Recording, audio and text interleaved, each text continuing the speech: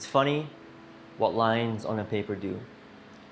Some of them follow rivers and mountains, and some of them were drawn by people who had no clue or simply wanted a nice little drama to come back to. It's funny how these dots and lines give us more reasons to draw circles for us and point there for them. They make it easier to blame a whole nation for the crimes of a single person. These dots and lines create questions like,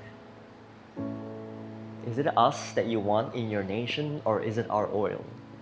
Or, we used these letters before you did, so why are you saying that you came up with them?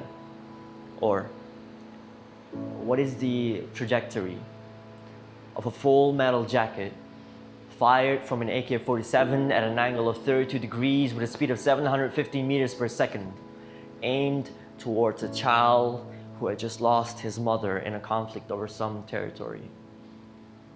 Weeks later, some lines were scribbled over dots in succession by men in expensive suits, and the whole ordeal was done. But those dead and gone left behind the alive and devastated, who speak the mother tongue, and probably a bit of English too, but also now the language of anger.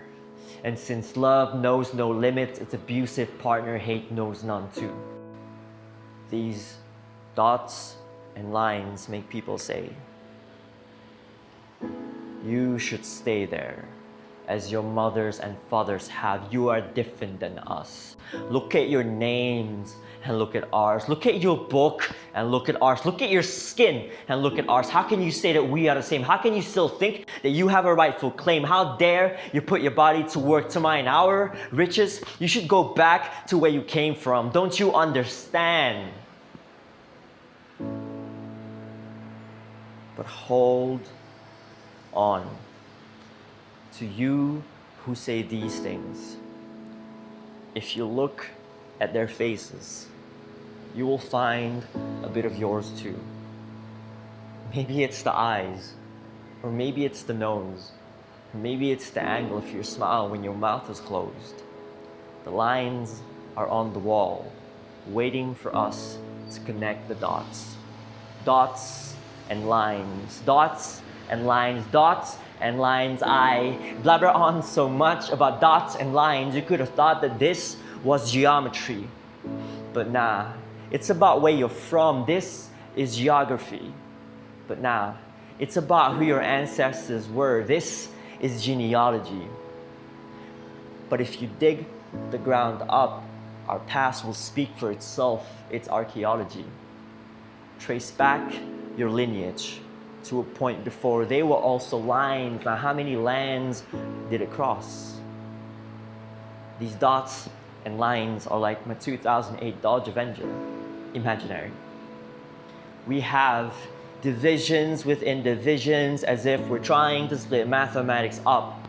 If all human beings were addicts, then fear is our math and violence is thematic.